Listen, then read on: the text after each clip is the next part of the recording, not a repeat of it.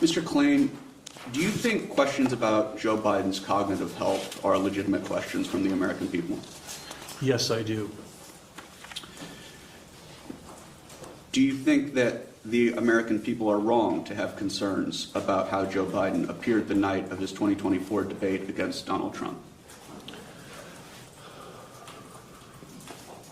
Well, it was a very poor performance that night, and I understand why voters found it upsetting.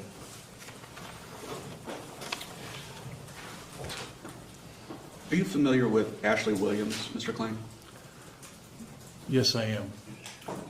Who is Ashley Williams? Ashley Williams was one of the assistants to the president who worked in the outer Oval Office and, performed clerical duties in support of the president. And she would answer to Miss Annie Tomasini, is that correct? For most of her tenure there, yes. And Ms. Tomasini would report to you ultimately as chief of staff, correct? Ultimately, yes. Ashley Williams told this committee when we conducted a transcribed interview of her that, quote, "In my experience, President Biden was in command and fully executed his duties as President of the United States of America. Public speculation to the contrary, in my view, is inaccurate and ill-informed."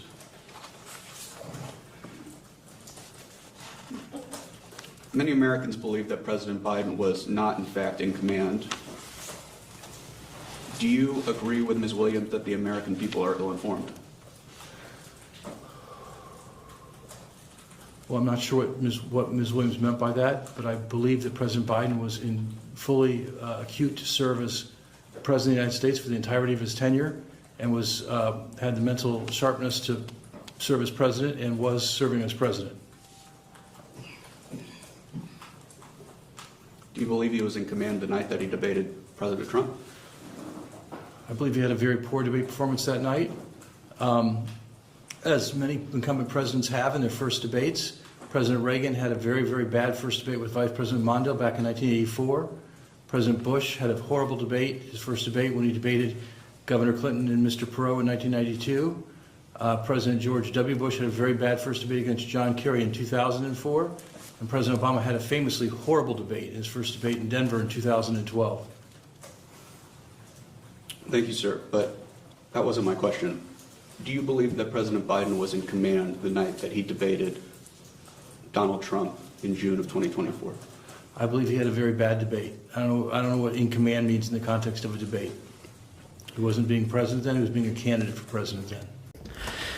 What's up, everybody? Welcome back to the channel. That is right, folks. I love the pushback right there. You cannot just engage in whataboutery like in a deposition, for crying out loud, a transcribed interview. I mean, this isn't the corporate press. This is not the mainstream news. You cannot sit there and say, oh, well, what about Ross Perot? Look what he did. Like, there's a little bit of expert question dodging going on right there, but, it would be expert question dodging if it wasn't so blatantly obvious that you're trying to skirt your way around these questions and not directly.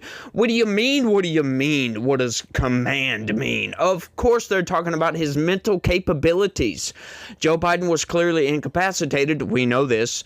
That's what they're talking about when they mention age. We're not trying to say, oh, well, Joe Biden's just old. No, none of those things, folks. These people are just some of the worst of the worst, folks. Like we've been going over, and yes. I moved on from Andrew Bates. I'm going to Ron Klain. That got kind of boring, if you ask me. I sat there and listened to another hour past where we left off yesterday. And I was falling asleep, to be honest with you. But you can't sit there and engage in whataboutery and pretend that that's going to go over well. That, once again, like I said, this is not the mainstream news.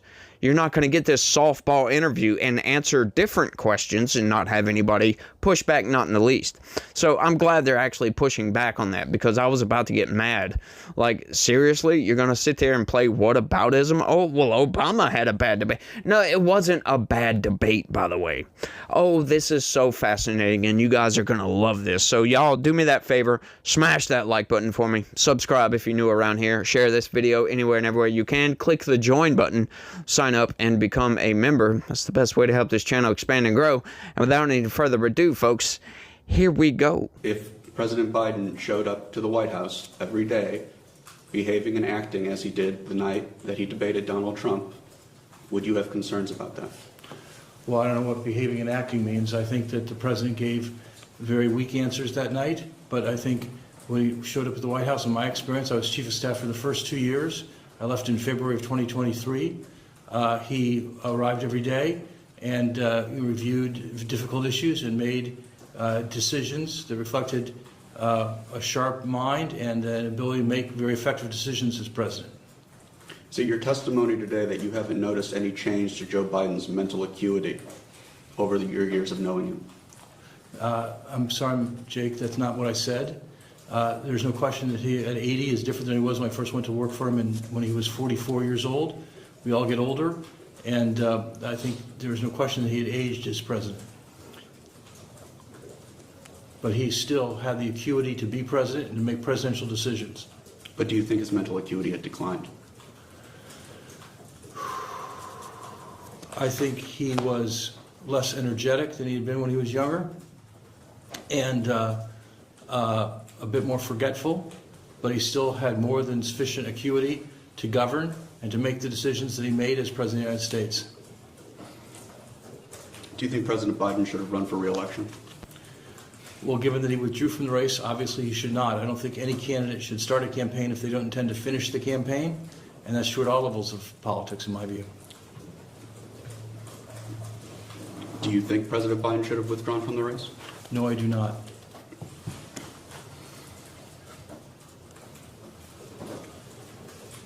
Is it your testimony today that President Biden, former President Biden, is not in mental decline, in your opinion?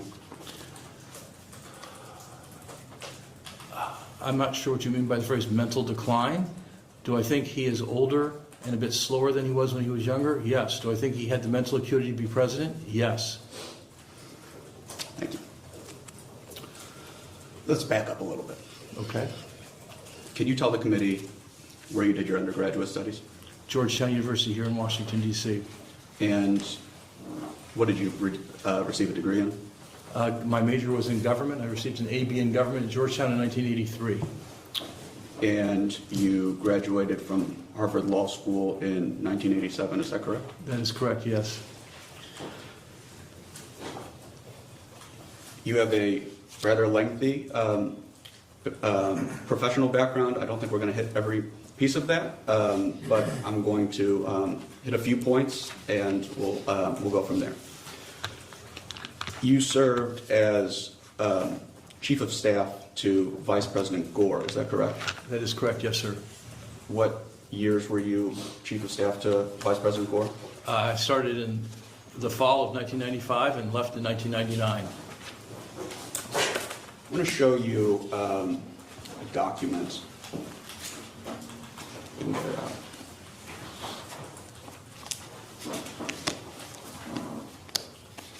We'll mark it Exhibit 2.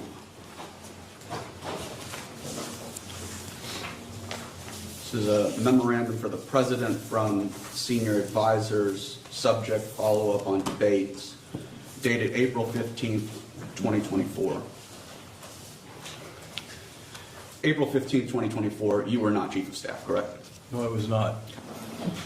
Have you seen this memo before? Yes, I have. Where have you seen it? I helped prepare this memo.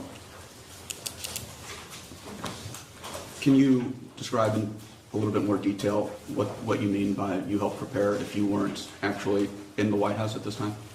Yes, well, I was providing advice to the President's re-election campaign, particularly around the question of debates, and I had urged the President to seek an early debate with Mr. Trump, and this memo, I think, encapsulated those recommendations and a method of proceeding on those debates, and obviously it reflects the fact that I believe the President was mentally sharp, because I would not have recommended that he debate President Trump in a voluntary debate earlier than any presidential debate in modern history, if I didn't think he was going to do well in that debate.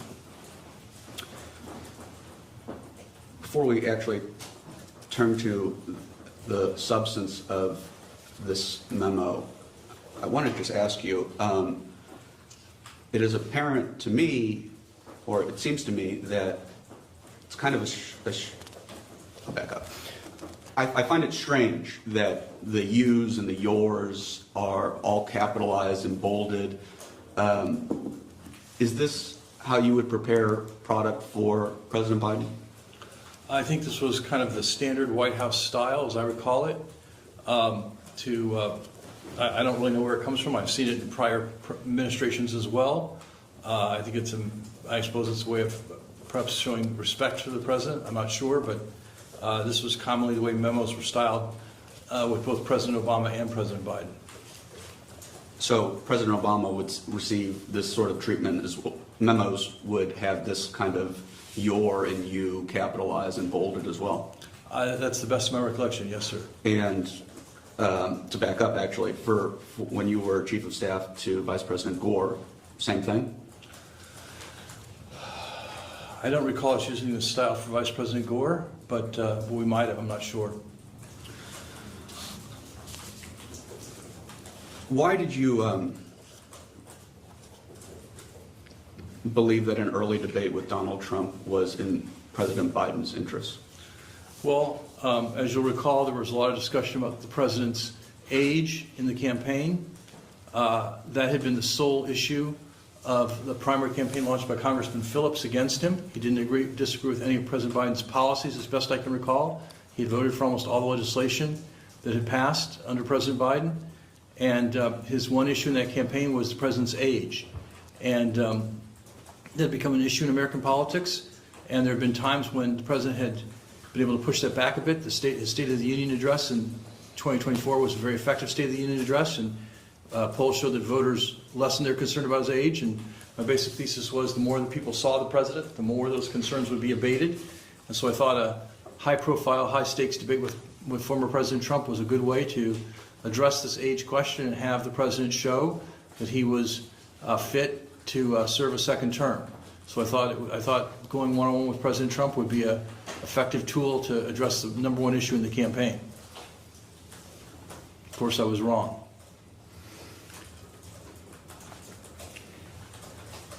You brought up Representative Phillips, his criticisms of President Biden's age. How often would conversations about Representative Phillips be brought up in conversations about President Biden's own re-election chances? I think when Congressman Phillips first started his campaign, we would often discuss it with the president. The president trounced Congressman Phillips in the primaries, including a win in New Hampshire where the president wasn't even on the ballot, and he won by 58% as a write-in candidate. So I think as the race proceeded, we talked less about Congressman Phillips, as Congressman Phillips continued to be drubbed at the polls by the Democratic electorate. When you would speak with President Biden about Representative Phillips' criticism regarding President Biden's age, how would President Biden respond? He would respond by saying, the proof of my fitness to be president is my being president, and the voters will judge me based on my performance as president. I've heard you say in interviews before that the proof of President Biden's being president is being president. Could President Biden be president and do anything, and you still find that a convincing argument? What I mean by that is I saw the president make some very hard decisions in the face of very difficult scenarios. For example, as Russia moved troops towards the border of Ukraine, many world leaders and many so-called foreign policy experts in the United States said there was no way that Putin was going to invade Ukraine. It was too risky and and out of character. And President Biden said no, he's going to invade Ukraine. He read the intelligence. He drew on his knowledge and expertise. Was quite firm in his confidence that the invasion would happen, and directed NATO to be prepared, and urged President Zelensky to be prepared. I thought that showed a great deal of insight and acuity, and that others lacked at the time. Okay, folks, so to address that last little bit, it didn't take clairvoyance to figure out that Putin was going to invade Ukraine. I mean, when you're building up 30% of your forces right there on the border and they're all moving in, and I mean, that's quite easy to figure out. All you have to do is pay attention to the news and figure that out. That's just fairly simple. It's not some clairvoyant insight on behalf of Joe Biden that he was like, no, he's going to invade.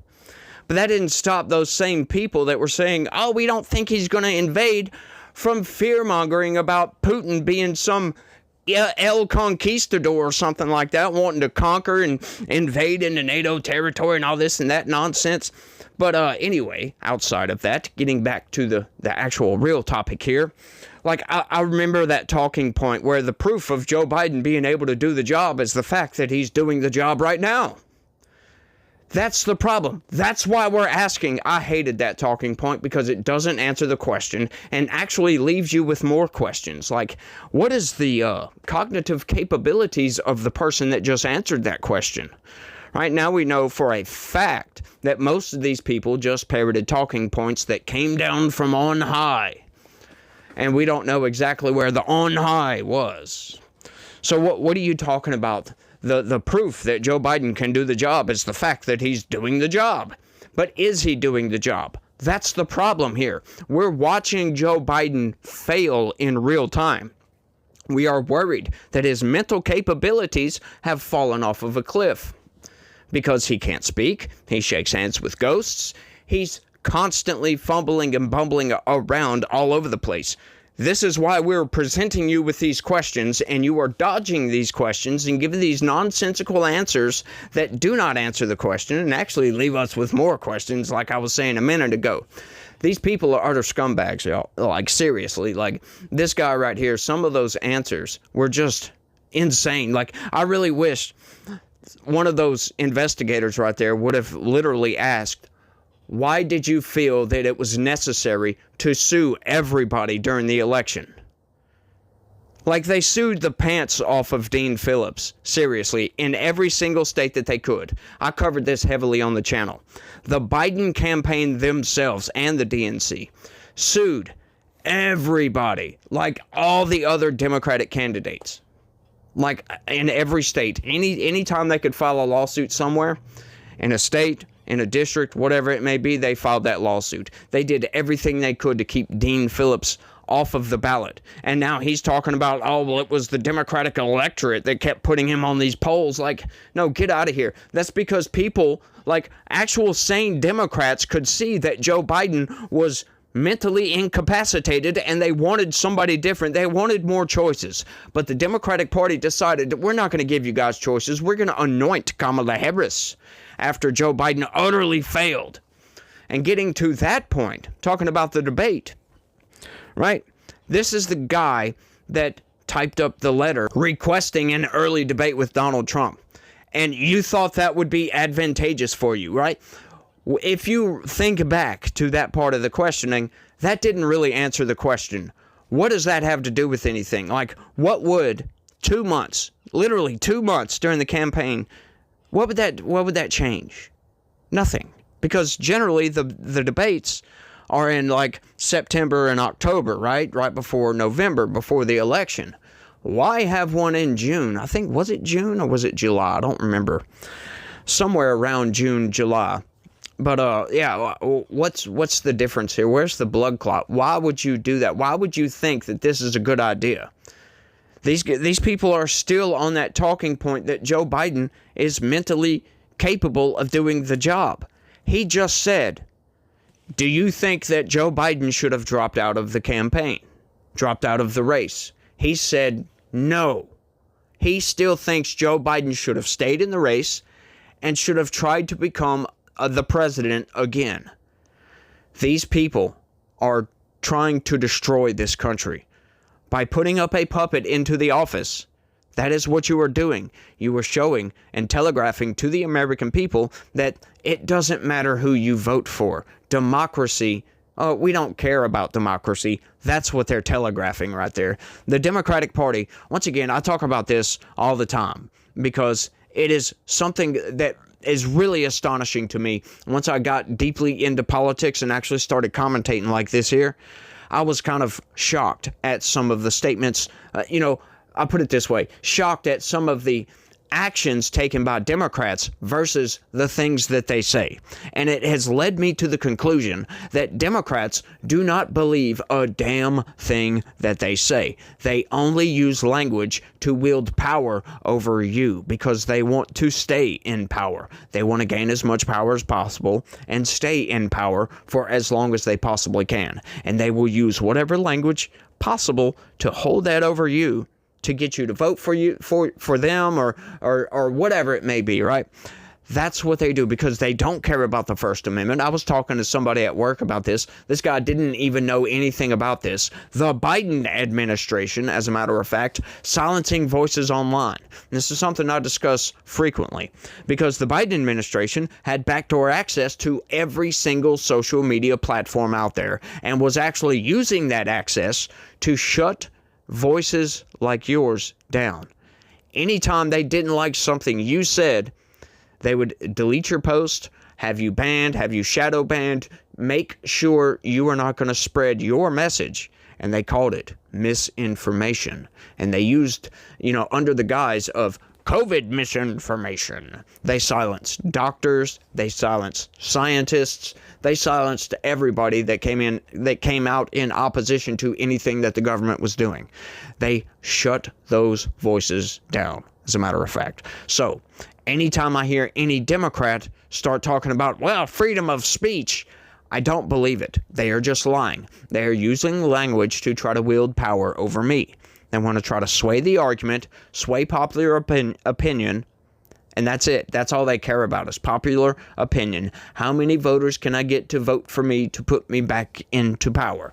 That's all they care about, folks. These people are doing exactly that with this transcribed interview. As a matter of fact, they are still upholding the fact that Joe Biden, he's sharp as a tack. As a matter of fact, he's probably as sharp as a ball, if you ask me. But, that's just me. But anyway, they're still trying to uphold the narrative here. And why is that?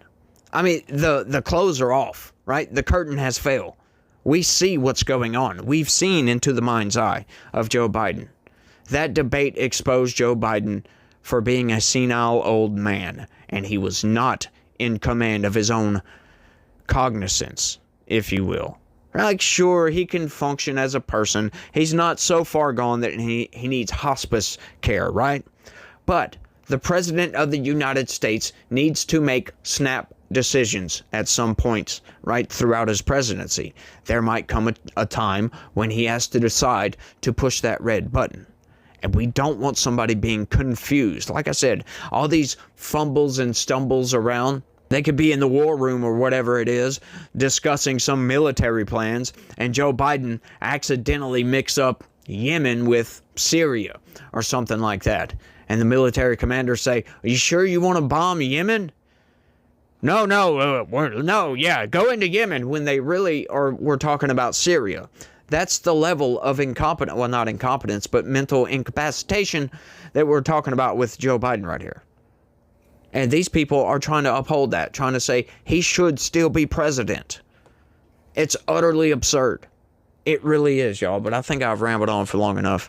I try to keep these to about 10, 11 minutes or something like that, so you guys let me know what y'all think about all this down in the comments section. I've got some big news coming down the pipeline, so y'all make sure and check out my very next video. Oh yeah, big breaking news, folks. You're going to be shocked. But it's really good news if you ask me. But y'all make sure and stay tuned. Smash that like button for me. Subscribe if you're new around here. Share this video anywhere and everywhere you can. Click that join button. Sign up and become a member. That's the best way to help this channel expand and grow. And that would be just great. I'd be your best friend for the rest of your life. I ain't gonna lie about that. But you guys, look. Here comes the preaching, right? So if you want to click off, go ahead. But I would suggest you stay. Look, I'm not some preacher or anything like that, but I can say that, it's amazing to have faith in God, right? The fact that Jesus died on the cross to save us, to save our sins, to save our life, so we could have everlasting life in heaven. That is just amazing to me. And if you guys are ever down and depressed or feeling out, lonely, anything like that, right? Just speak to God. I know it might sound weird. It's talking to God like in your head or even out loud if you want to. It doesn't matter. God speaks through actions, folks. He absolutely does. He will talk to you through actions, and you will see a change. Just come to Jesus. Turn your life over to Jesus, and you will notice a change. You will notice your life getting better. You will also notice attacks from the enemy, but you are protected. Jesus is the shield from the enemy. We must have that faith, and we must be grateful that he did die on that cross to save our lives. People he never met, people that haven't been born yet for thousands of years. It's amazing, y'all. It really is. But like I said, I'm not some preacher, so I'm going to keep it brief. You guys, y'all try to have a good day. Stay logical. Peace.